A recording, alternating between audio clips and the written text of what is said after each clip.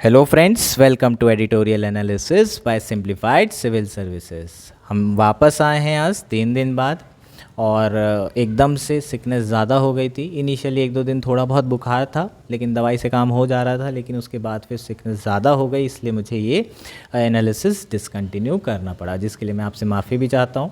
कोशिश करेंगे हम जो हमारा रह गया है उसके इम्पॉर्टेंट आर्टिकल इसी वीक में डिस्कस किए जाएं, और जहां आपको लग रहा है कि कोई ऐसा आर्टिकल है जो आपको समझ में नहीं आया, तो आप लोग टेलीग्राम पे सजेस्ट कर देना, मुझे कमेंट में लिख देना कि सर ये वाला आर्टिकल डिस्कस कर दो, ये वाला मुझे समझ में नहीं आया, तो हम वो आर्टिकल भी कवर कर लेंगे। और आपके पेशेंस का मैं भी धन्यवाद करना चाहूँगा कि आप लोग हमारे साथ चैनल के साथ बने रहे इतनी डिसकंटिन्यूटी के बाद भी।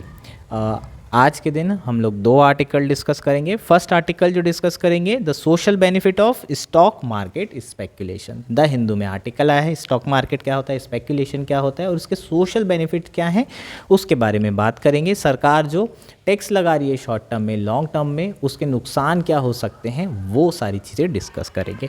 नेक्स्ट आर्टिकल जो डिस्कस करेंगे एथिक्स के पर्सपेक्टिव से बहुत इंपॉर्टेंट है और आपके पर्सनल लाइफ से भी इंपॉर्टेंट है।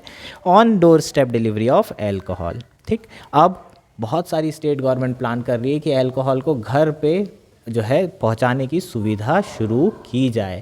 अब आपको ज़्यादा कुछ नहीं करना है, एक जो है ऑर्डर करना है, जैसे आप फूड करते हैं स्विगी में, आपने ऑर्डर किया और घर पे दारू की बोतल पहुंच गई। अब ऐसा नहीं होगा कि आप लोग को जाना पड़ेगा, मस्त आप घर पे ऑर्डर कर सकते हैं। इसके एथिकल इशू क्या हो सकते हैं, क्या डिसएडवांटेज हैं, क्या एडवांटेजेस हैं, इसे हम डिस्कस करेंगे। मेनली GS4 में ही आपको ये आर्टिकल पूछा जा सकता है, काफ़ी इंपॉर्टेंट ये आर्टिकल है। ये 2 आर्टिकल डिस्कस करेंगे आज। अगर आपको कोई इशू है तो आप मुझसे पूछ सकते हैं, कमेंट कर सकते हैं, और बाकी आप अपने दोस्तों को शेयर करिए ये एनालिसिस और सब्सक्राइब करिए। आइए शुरू करते हैं हमारा एनालिसिस।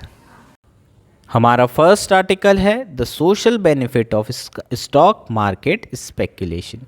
यह आर्टिकल द हिंदू में आया है, GS3 इकॉनमी मेंस के पर्सपेक्टिव से काफ़ी इंपॉर्टेंट आर्टिकल है, प्रीलिम्स के पर्सपेक्टिव से भी इक्वली इम्पॉर्टेंट आर्टिकल है। इस आर्टिकल में कुछ टर्म्स हैं, पहले उसके बारे में बात करते हैं। पहला है स्टॉक मार्केट। स्टॉक मार्केट के बारे में तो आपको जानकारी होगी।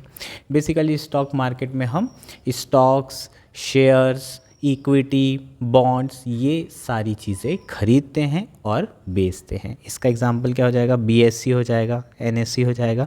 ये सब क्या है, आपके एक्सचेंज हैं जहाँ पर ये शेयर खरीदे जाते हैं, बेचे जाते हैं।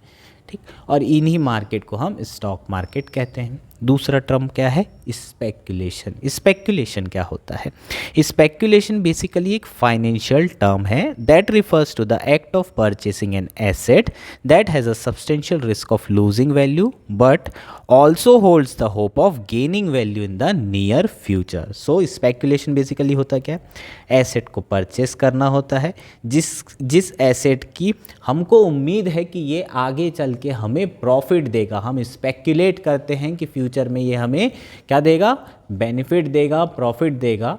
तो ये हमारा जो अनुमान है, सट्टा जो हम लगा रहे हैं, इसी को स्पेक्यूलेशन कहा जाता है।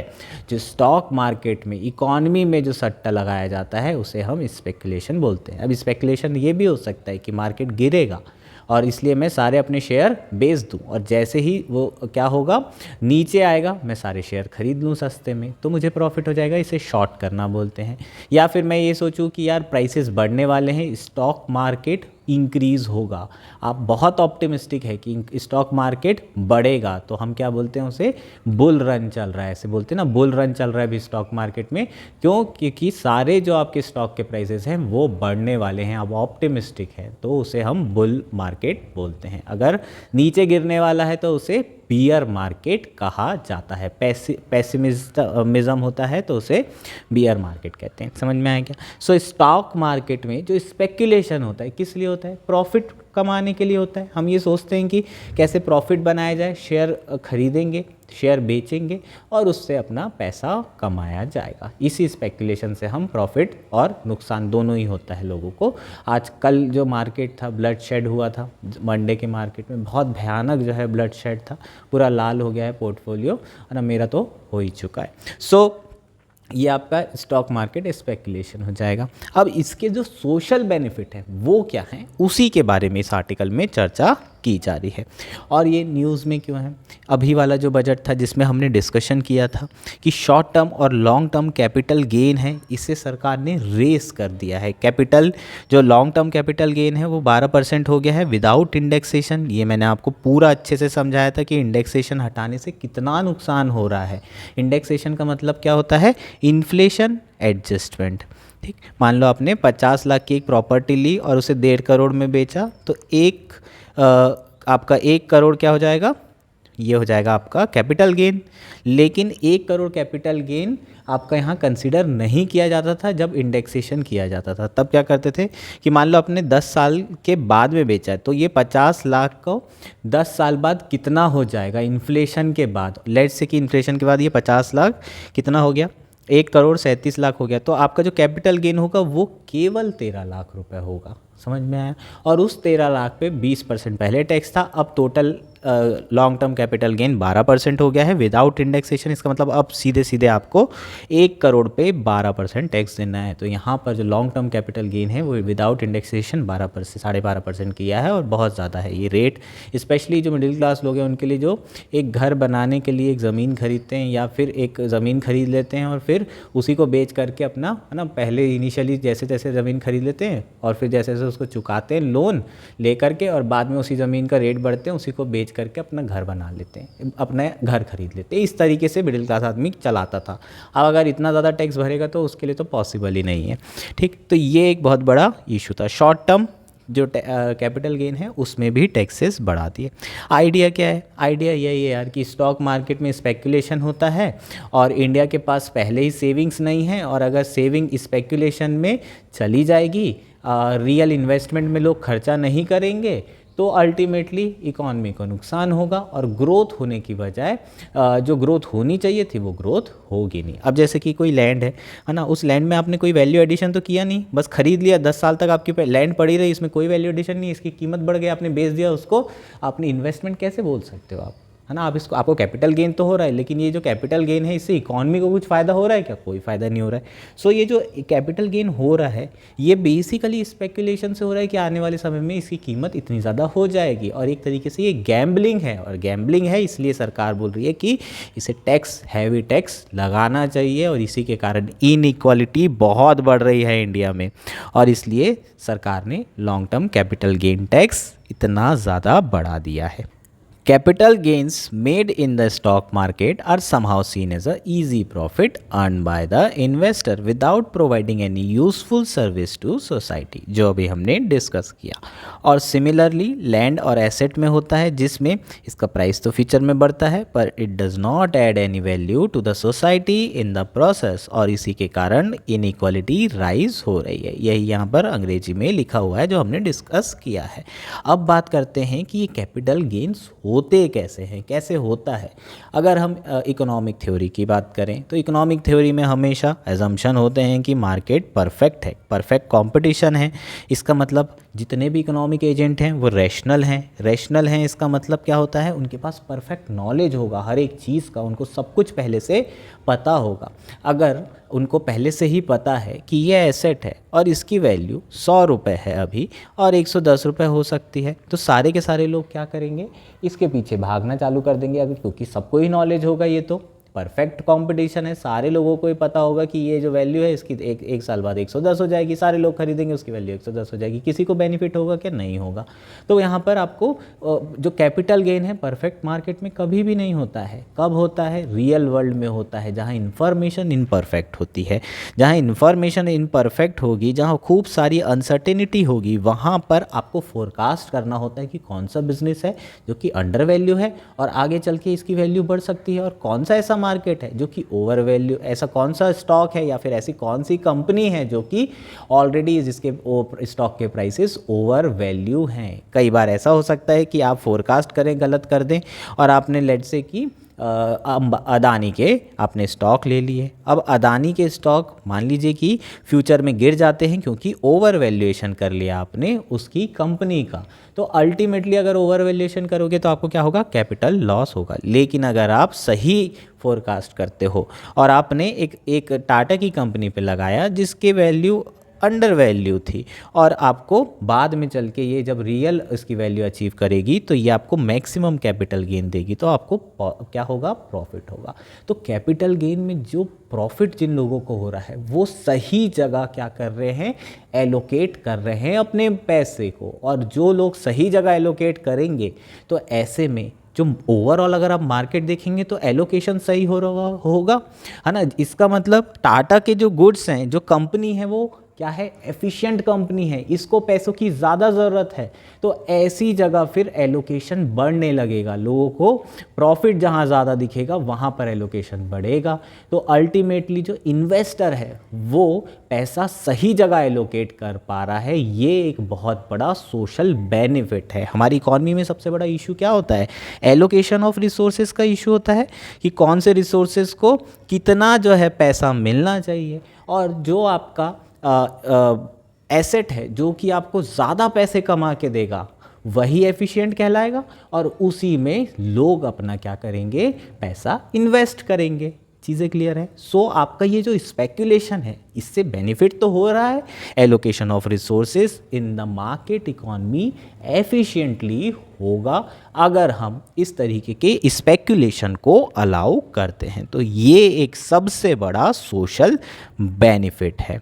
इसके इम्प्लीकेशन देखते हैं। An economy that allocate a large part of its capital inefficiently would be poorer than the another economy that allocates its capital more efficiently.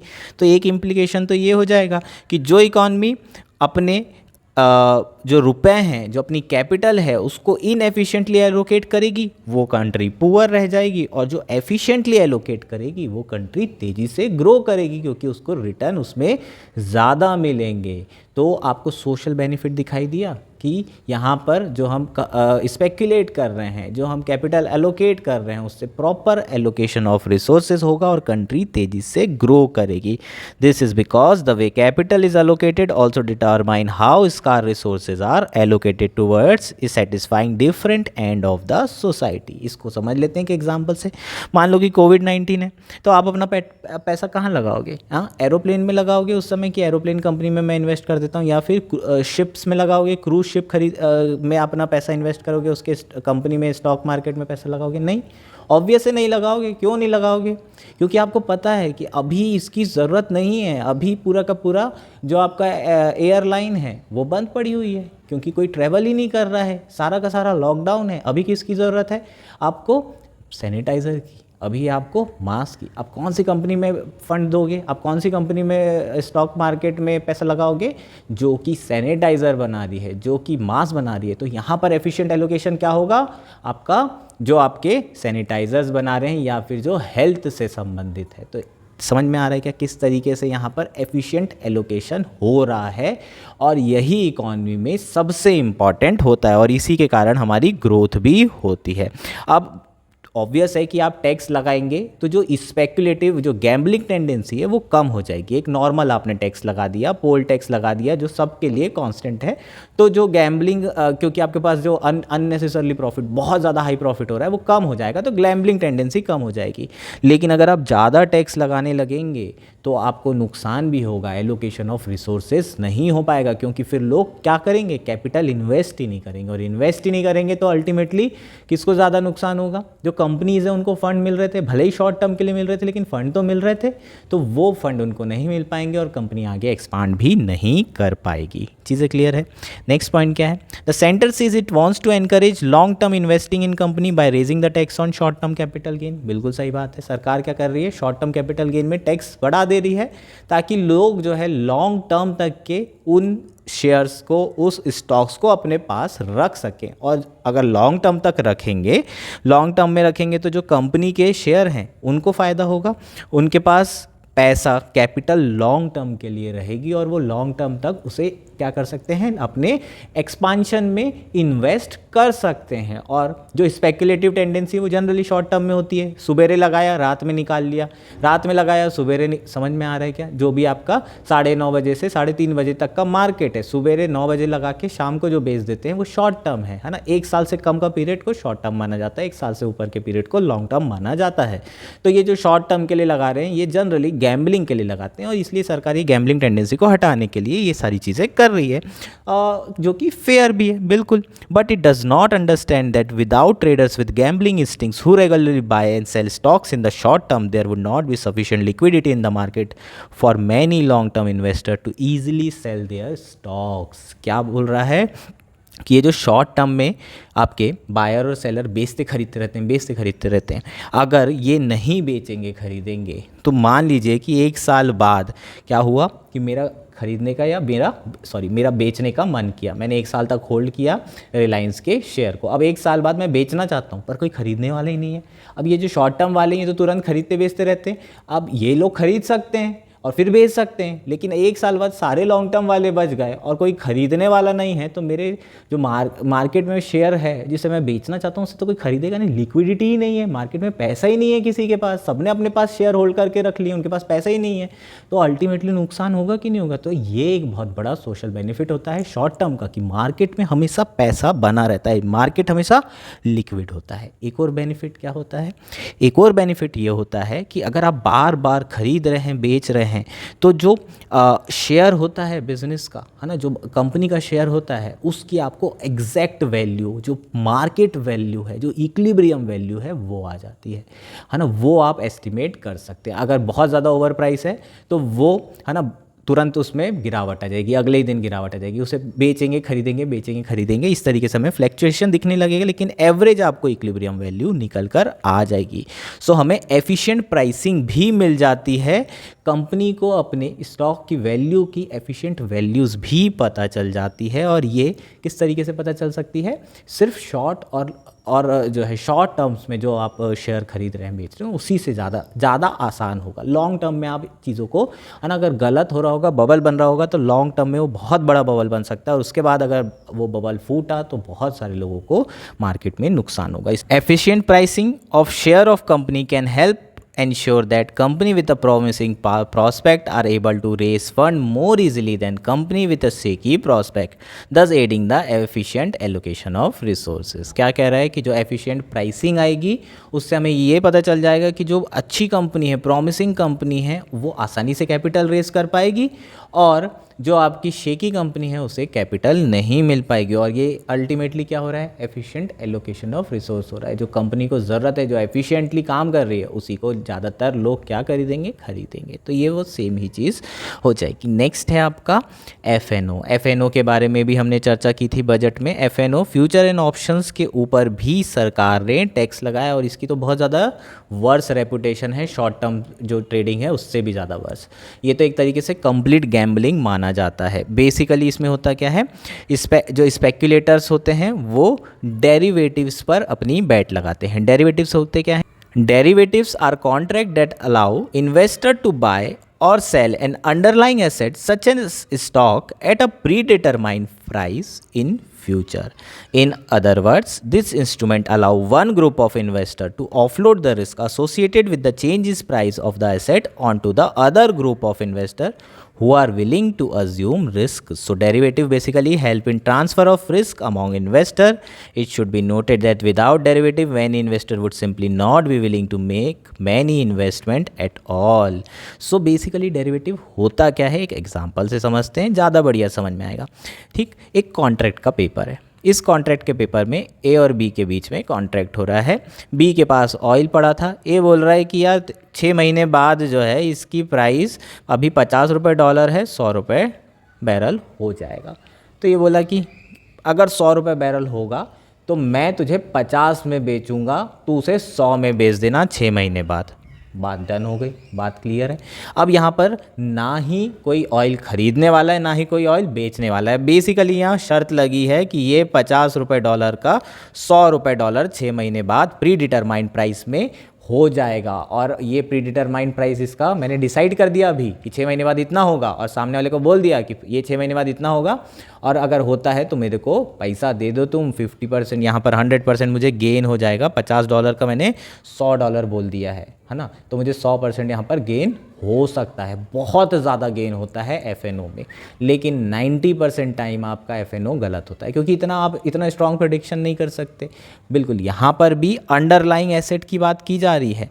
इसका मतलब वो कमोडिटी जिसकी कुछ ऑब्वियसली कुछ अंडरलाइंग प्राइस होगा, जैसे कि गोल्ड हो गया, जैसे कि आपका जिंक हो गया, जैसे कि आपके ऑयल हो गए, इसकी कुछ ना कुछ वैल्यू है, और इसी वैल्यू के आधार पर, फ्यूचर इवेंट्स के आधार पर हम वैल्यू को प्रिडिक्ट करते हैं। तो it's a kind of gambling, जिसमें आप ना तेल खरीद रहे हो ना गोल्ड खरीद रहे हो, बस आप प्रिडिक्ट कर रहे हो कि फ्यूचर में वैल्यू बढ़ेगी या घटेगी। इसको हम फ्यूचर और ऑप्शन बोलते हैं। फ्यूचर में जनरली खरीदना कंपलसरी होता है और ऑप्शन में खरीदना कंपलसरी नहीं होता है। कुछ आपको है ना उसमें ऑप्शंस रहते हैं कि आप नहीं भी खरीद सकते। तो ये एक बेसिकली है ना जो ऑप्शन होता है थोड़ा बेटर होता है, रिस्क उसमें थोड़ी सी कम होती है, फ्यूचर में रिस्क बहुत ज़्यादा होती है। तो ये कंप्लीट जो है क्या है, कंप्लीट जो है गैम्बलिंग है। तो इसलिए सरकार ने इस एफएनओ में भी बहुत ज़्यादा टैक्स लगाई थी।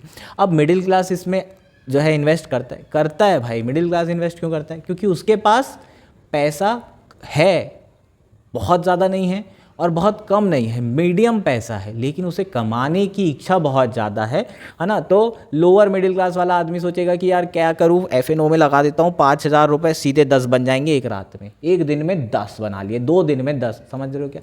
जो आदमी शॉर्टकट में है ना, बहुत रईस आदमी है ना, ऑब्वियसली अंबानी एफएनओ में नहीं लगाएगा, ना ही जो है आपका महिंद्रा वाला लगाएगा, ना ही आपके टाटा वाले लगाएंगे। इन लोगों को ज़रूरत है कि एफएनओ में लगाने की, कि ये अपना 500 करोड़ जो है डबल करके ऐसा नहीं करने वाले। कौन लगाता है एफएनओ में? हम गरीब लोग ही लगाते हैं। तो ये है तो मीडियम क्लास के लिए ही है एफएनओ, उसी पे सरकार ने लगाई। अभी एक स्टेटमेंट दी थी निर्मला सीतारमण ने, जिसमें उन्होंने कहा था एफएनओ मिडिल क्लास के लिए नहीं होता है, मिडिल क्लास थोड़ी लगाता है, जबकि ये बात बिल्कुल भी सही नहीं, काफ़ी ट्रोल भी उन्हें किया गया था। ठीक, तो derivatives trading can often look like pure gambling. This is particularly so in the case where neither party to the contract has any intention to actually buy or sell underlying asset but purely wants to the change in the price of the asset। ठीक, तो यहाँ पर हम देख रहे हैं कि derivatives में हो क्या रहा है, कोई एसेट तो खरीद नहीं रहा है, सिर्फ जो है कॉन्ट्रैक्ट साइन किया जा रहा है कि प्राइस बढ़ेगा या कम होगा। तो यहाँ पर कोई आपके जो कंपनी है उसको भी पैसा नहीं मिल रहा है एफएनओ में, कंपनी को कुछ बेनिफिट हो रहा है क्या कि उसके स्टॉक खरीद रहे हो? नहीं, बस आप इस बात पे बैट लगा रहे हो कि स्टॉक बढ़ेंगे या घटेंगे, खरीदने की तो बात ही नहीं हो रही है स्टॉक को, तो कंपनी को भी पैसा नहीं मिल रहा। तो कंप्लीट क्या है, ये तो गैम्बलिंग है। Such bets on the price of underlying asset can seem to be no different from bets placed on the game of cricket और football, but note that such pure speculative bets in derivative are not very different from much of trading that happen in a cash market where both the buyer and seller of a stock may, unlike fundamentalist trade without any long term interest in underlying business। so FNO में जो आप gambling कर रहे हैं ये बिल्कुल वैसी तो यार जो शॉर्ट टर्म में, जब शॉर्ट टर्म में और एफएनओ में तो ऑलमोस्ट सिमिलरिटी है, उसमें बस ये है कि आप सुबह से खरीदो शाम को बेच दे रहे हो, तो अल्टीमेटली वो और ये सेम ही चीज़ है। जब आप उसमें टैक्स इतना नहीं ले रहे हो, इसमें ज़्यादा टैक्स ले रहे हो, तो उससे अल्टीमेटली क्या होगा, जो प्रॉफिट है जो लोग कमाना चाहते हैं वो नहीं होगा। और अल्टीमेटली हमने शॉर्ट टर्म में जो मार्केट में खरीद और बेचना होता है उससे हमने पता क्या किया था कि एफिशिएंट एलोकेशन ऑफ रिसोर्सेज हो रहा है, तो एफएनओ में भी वही सारी चीज़ें होगी और जो प्राइसेस होंगे स्टॉक्स के वो भी एफिशिएंटली निकल के आएंगे और उससे भी एलोकेशन। तो सेम बेनिफिट जो शॉर्ट टर्म में हो रहे थे वही एफएनओ में भी होंगे। इस बार प्रीलिम्स में आपको एफएनओ दिखाई देने वाला है 2025 में, इसको अच्छे से कवर करना है। सो ये हमारा आर्टिकल था जिसमें सोशल बेनिफिट्स की बात की है और मेजर सोशल बेनिफिट यही है कि आपके एक तो लिक्विडिटी बढ़ती है मार्केट में, दूसरा है आपका जो प्राइस है शेयर मार्केट का वो एफिशिएंटली निकलता है, और तीसरा है एलोकेशन ऑफ रिसोर्सेज। ये तीनों बेनिफिट होते हैं और ये बेनिफिट आपको याद रखना है, दैट्स इट। इसके अलावा और इस आर्टिकल में कुछ भी नहीं है। इसमें से कोई भी पॉइंट अगर समझ में नहीं आया हो तो आप बिल्कुल कमेंट करके पूछ सकते हैं। हमारा नेक्स्ट आर्टिकल है on door step delivery of alcohol. ये आर्टिकल द हिंदू में आया है, GS1 इंडियन सोसाइटी मेंस के पर्सपेक्टिव, GS4 एथिक्स के पर्सपेक्टिव से काफ़ी इंपॉर्टेंट आर्टिकल है, प्रीलिम्स के पर्सपेक्टिव से भी इक्वली इंपॉर्टेंट आर्टिकल है। ठीक, एथिक्स में आपको पूछने के चांसेस ज़्यादा हैं।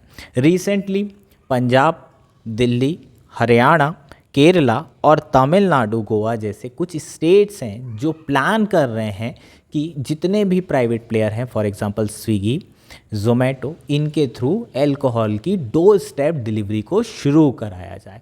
अब आपके लिए खुशी की बात है जो इन स्टेट में रह रहे हैं कि बस मोबाइल से आपको ऑर्डर करना है, ठेके जाने की भी ज़रूरत नहीं है और आपके घर बैठ अल्कोहल सेवा आपको मिल जाएगी। अब घर बैठ आप जैसे ऑर्डर करते हैं फूड, वैसे ही अल्कोहल भी ऑर्डर कर पाएंगे। तो कहीं ना कहीं एक एथिकल इशू आता है कि नहीं आता है? क्यों, क्या एथिकल इशू आ रहा है?